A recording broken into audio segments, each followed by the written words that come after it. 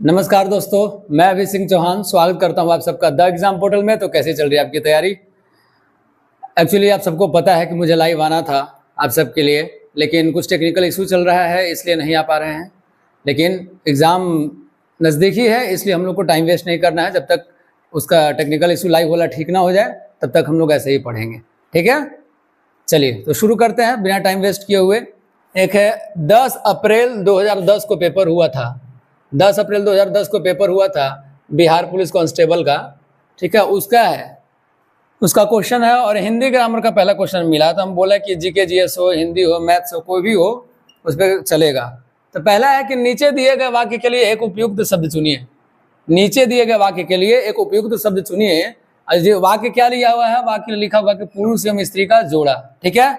अगर आवाज या वीडियो क्वालिटी आपको लिखा हुआ या मेरी आवाज नजर नहीं आ रहा हो तो आप लोग बोलिएगा, ठीक है?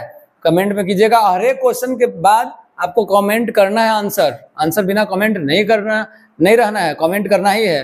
और अगर सेशन आपको अच्छा लगेगा तो लाइक, सब्सक्राइब और शेयर जरूर करना है, अपने दोस्तों तक पहुंचाना है, ठीक है? जो नहीं जानते एग्जाम पोर्टल के बारे में उनके तक पहुंचाना है कि वो भी देखें कि प्रीवियस ईयर चल रहा है बिहार पुलिस का, इसके बाद दरोगा वगैरह का भी चलेगा। तो चलिए अभी यहाँ करते हैं, बाकी का बाद में सोचा जाएगा। तो यही क्वेश्चन था कि पुरुष एवं स्त्री का जोड़ा। ऑप्शन ए है युगल, बी है दंपति, सी है पति पत्नी और डी है युग्म। तो बहुत लोग पति पत्नी लगा चुके होंगे क्योंकि पुरुष और स्त्री का जोड़ा कह रहा है तो पति पत्नी। कोई जरूरी नहीं है कि पुरुष स्त्री साथ में जा रहे हैं तो पति पत्नी ही हो, ठीक है? तो इसलिए यहाँ पर राइट आंसर आप देख लीजिए, युगल नहीं लगता है। युगल छवि है ना, वो तो भगवान वाला हो जाता था। युगल छवि वो अलग होता है, युग्म अलग होता है। युग्म होता है कि कोई भी जोड़ा, जैसे सखी सहेली, इस टाइप का, वो युग्म हो गया, शब्दों का युग्म। तो युग्म नहीं होगा, युगल भी नहीं होगा। तो सही क्या होगा? दंपति। पति पत्नी नहीं होगा, राइट आंसर इज दंपति। इसी पर हम लोग कुछ लेके चले हैं। तो इससे पकड़ लीजिए कि इतना बड़ा लिखा हुआ है, एक वर्ड में इसको कर दिया गया सिर्फ दंपति। इसका मतलब यही हुआ कि अनेक शब्दों का एक शब्द है। अनेक शब्दों का एक शब्द हम लोग को दिया हुआ है। और कैसे? तो वैसे ही यहाँ पर 7-8 क्वेश्चन। देखिए एक क्वेश्चन में 5 डिटेल 10 डिटेल रहेगा। तो अगर एक क्वेश्चन पढ़ रहे हैं तो ये मत सही कहिएगा कि सर एक क्वेश्चन पढ़ा रहे हैं। एक क्वेश्चन के साथ साथ 5-5 क्वेश्चन, 8-8 क्वेश्चन आपका क्लियर हो रहा है, ठीक है? चलते हैं। पहला है कि आलोचना करने वाला। विराट कोहली अगर 5-10 मैच में 0 पर आउट हो जाता है या कम रन बनाता है तो सब आलोचना करने लगते हैं, और जो आलोचना करने लगते हैं उसको बोला जाता है आलोचक। क्या बोलते हैं? आलोचक, ठीक है? और जो आलोचना के योग्य है, जो आलोचना के योग्य होता है उसको बोलते हैं आलोच्य, उसको बोला जाता है आलोच्य। अब आप लोग को हम ये बता दे रहे हैं कि क्वेश्चन ये दोनों में से कोई भी रहेगा, ऑप्शन ये दोनों कंफर्म रहेगा आपको कंफ्यूज करने के लिए, ठीक है? हाँ, ये दोनों में से कोई भी क्वेश्चन रहेगा तो दोनों कंफ्यूज करने के लिए ऑप्शन रहेगा। तो राइट आंसर कैसे चूज कीजिएगा अगर याद नहीं रहेगा तो? कि अभी सर तो पढ़ाए थे लेकिन हमको याद नहीं है, अब क्या करें? तो याद करना है कि अभी सर पढ़ाते के साथ एक ट्रिक भी बताए थे कि करने में वाला लगा हुआ होगा तो इसका क और आलोचक का क, ठीक है? अगर प्रश्न में क तो आंसर क वाला होगा। देखिए इसमें क कहीं नहीं है, इसमें है तो इसमें हो जाएगा। अब आलोचना का योग्य, इसमें यह मिला लेना है और इसमें यह मिला लेना है लास्ट वाला। तो आलोचना के योग्य अगर याद नहीं रहेगा तो यह से यह वाला मिलाना था और क से क वाला मिलाना था, है कि नहीं? समझ में आ गया? अब चलिए आगे बढ़ते हैं। अगला है कि बालक से लेकर वृद्ध तक। इसको 3 भाग में हम लोग बांट देते हैं, बालक से लेकर वृद्ध तक। तो बालक का अगर शॉर्ट फॉर्म हम लोग करेंगे तो क्या होगा? बाल, बाल। अब वृद्ध को ले लेते हैं वृद्ध, वृद्ध, ठीक है? तो सिर्फ बाल वृद्ध नहीं होगा, से लेकर 3 पॉइंट में बांटे हैं ना, तो इसको हम लोग लेते हैं आ मतलब आओ, तुमको साथ में लेकर चलते हैं, आ तुमको साथ लेकर चलते हैं। मतलब लॉजिक टाइप से बता दे रहे हैं कि समझ लीजिएगा। तो बालक से लेकर वृद्ध तक, आबाल वृद्ध। वैसे ही जिसे जीता ना जा सके, जिसे जीता ना जा सके मतलब कि महाराणा प्रताप को कभी जीता नहीं गया तो महाराणा प्रताप को क्या बोला जाता है मालूम है ना? अजय। हम लोग अजय बोलते हैं, इसका मतलब ये पूरा वर्ड बोल रहे हैं कि इनको जीता नहीं जा सका। अजय, महाराणा प्रताप अजय थे, मतलब महाराणा प्रताप जी को जीता नहीं जा सका। तो अ का मतलब हिंदी में बहुत ये पर न होता है, याद रखिएगा। तो वही न, जे का मतलब जीता जाने वाला, और अ का मतलब न, तो जिसे नहीं जीता जा सका। ये हटा दे रहे हैं। चलिए कौची है? खाली खाने योग मतलब खाद्य है ना? खाने योग का खाद्य। तो न लगा हुआ है तो क्या बोलेगा? खाद के साथ कौची लग जाएगा? पहले खाने योग तो खाद्य लिख दिए, और यहाँ पर न लगा हुआ है तो उसके साथ क्या लिख देंगे? हिंदी में अ का मतलब न बहुत जगह पर होता है, तो अखाद्य हो गया। वैसे ही आदि से अंत तक, आदि से अंत तक, तो इसका हो जाएगा अधोपंत, अधोपंत, ठीक है, अधोपंत, इधर है अधोपंत, ठीक है। वैसे ही बिना प्रयास के, कहते हैं ना कि अगर हम युद्ध करने गए हैं, वैसे ही अगला हार मान गया तो हमको अनायास ही विजेता घोषित कर दिया गया, अनायास। तो वही बिना प्रयास वाले को बोला जाता है अनायास, ठीक है। बिना प्रयास के सफलता मिल गया, मतलब अनायास मिल गया। लेकिन आपको बिना प्रयास किए, बिना मेहनत किए, बिना पढ़े सफलता नहीं मिलेगी, नहीं मिलेगी, नहीं मिलेगी। इसलिए पढ़ना पड़ेगा, पढ़ना पड़ेगा, पढ़ना पड़ेगा, ठीक है। लाइक करते चलिए सेशन को, जितने लोग जुड़ते जा रहे हैं। अब लास्ट है कि जो भेदा या तोड़ा ना जा सके। अलाउद्दीन खिलजी को पता था, अलाउद्दीन खिलजी को पता था कि महाराणा राणा रतन सिंह का जो किला है वो तोड़ा नहीं जा सकता, उसको भेद नहीं सकते हैं, ठीक है। इसलिए उनको ही खाने पर बुलाओ और धोखे से उनको बंदी बना लो, क्योंकि उनका किला जो है क्या है, अभेद्य है। क्या है, अभेद्य है। यही सब ना है जो इजी वाला रहता है कि सब कुछ जानने वाला तो सर्वज्ञ, इस टाइप का है ना। तो यही था अनेक शब्दों का एक शब्द। ये पहला क्वेश्चन था कि पुरुष एवं स्त्री का जोड़ा, उसका दंपति होगा राइट आंसर। अब बाकी सब आलोचना करने वाला आलोचक, आलोचना के योग्य आलोच, ठीक है, ये सब टोटल। तो आप लोग जब भी बैठिएगा मेरे क्लास में तो कॉपी पेन लेकर बैठना है, ताकि एकदम पोस्टमार्टम कर दे हर एक क्वेश्चन का। इसी तरह से समझ में आ गया होगा तो लिखते जाइएगा, और बाकी जो लोग नहीं लेकर बैठे हैं स्क्रीनशॉट ले लीजिए, लेकिन कॉपी पेन जरूर लेकर बैठिएगा।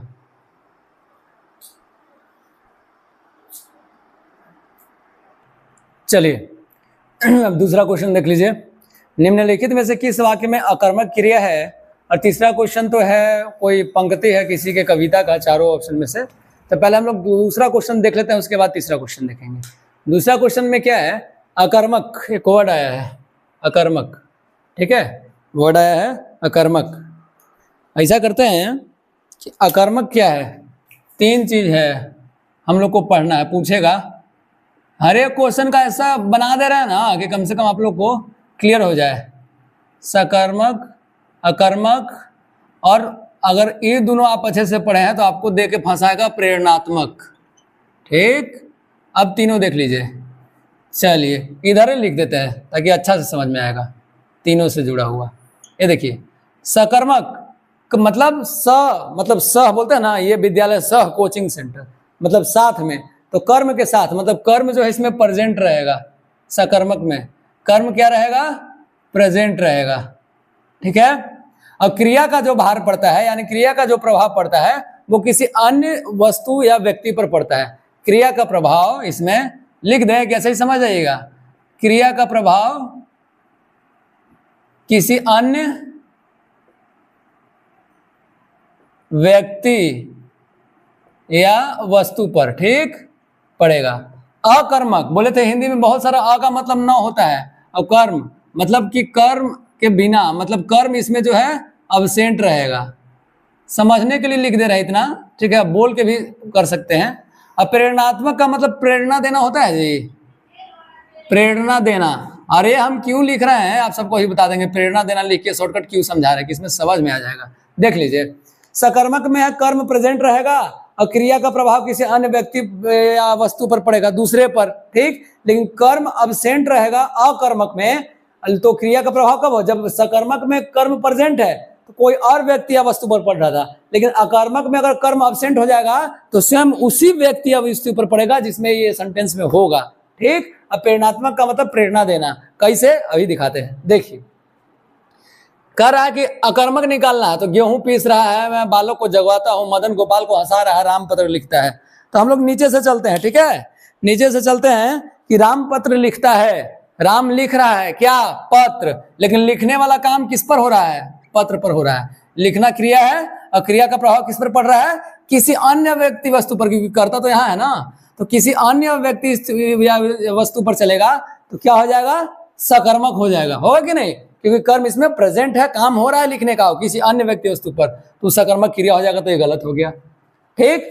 मदन गोपाल को हंसा रहा है, हंसाने का क्रिया हो रहा है किस पे हो रहा है, गोपाल पर, गोपाल हंस रहा है ना, तो ये भी हो गया, गलत हो गया। तीसरा, मैं बालक को जगवाता हूं, जगवाता हूं, तो क्या जागने के लिए प्रेरित कर रहा है, मैं आप सबको पढ़वाता हूं। पढ़वाना का मतलब आप सबको बोला जाता है कि मेहनत, मैं आपसे मेहनत करवाता हूं, तो क्या मोटिवेट हुआ है ना, मोटिवेशन हुआ, आपको प्रेरणा देना हुआ, तो वही प्रेरणात्मक होता है। प्रेरणात्मक में दो चार को वर्ड आप लोग जान लीजिए, पूछेगा रहेगा तो हंसवाना, जगाना या जगवाना, इस टाइप का, ठीक है, ऐसे, ठीक, रुलाना, मतलब प्रेरणा देने वाला बात हो गया, तो वो समझ जाइएगा वही।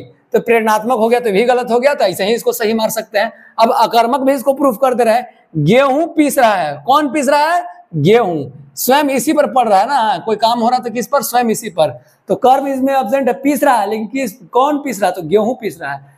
तो क्या बोले हैं कि कर्म एब्सेंट रहेगा अकर्मक में, अब क्रिया का प्रभाव जो है उसी स्वयं उसी व्यक्ति या वस्तु पर पड़ेगा, तो गेहूं पीस रहा है, अकर्मक सही है। सकर्मक, अकर्मक और प्रेरणात्मक तीनों जान गए, यहां से क्वेश्चन आएगा एकदम उड़ा देना है गर्दा, समझ गए।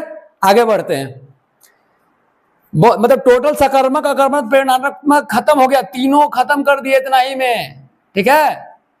चलिए अगला बढ़ते हैं कि निज भाषा उन्नति है, सब उन्नति को मूल, अपना जो मेन भाषा है वो उन्नति का मेन जो है मूल मंत्र है ना। तो ये जो है ऑप्शन ए में है मैथिली शरण गुप्त, जगन्नाथ दास रत्नाकर, भारतेंदु हरिश्चंद्र, रामधारी सिंह दिनकर। तो ये तो पढ़े होंगे तो याद होगा कि भारतेंदु हरिश्चंद्र, ठीक है। आइए आगे बढ़ते हैं। इनका जन्म जो है 1850 में हुआ था, मृत्यु 1885 में। इनके बारे में जानकारी दे रहे हैं, अभी और आगे बढ़ेंगे तो सबके बारे में आएगा। रामधारी सिंह दिनकर जी का आएगा, जो इनका उपाधि है ये वाला, ठीक है, तो सबका बताएंगे परापारी। जन्म स्थान इनका काशी है। भारतेंदु हरिश्चंद्र जी का चल रहा है हम लोग।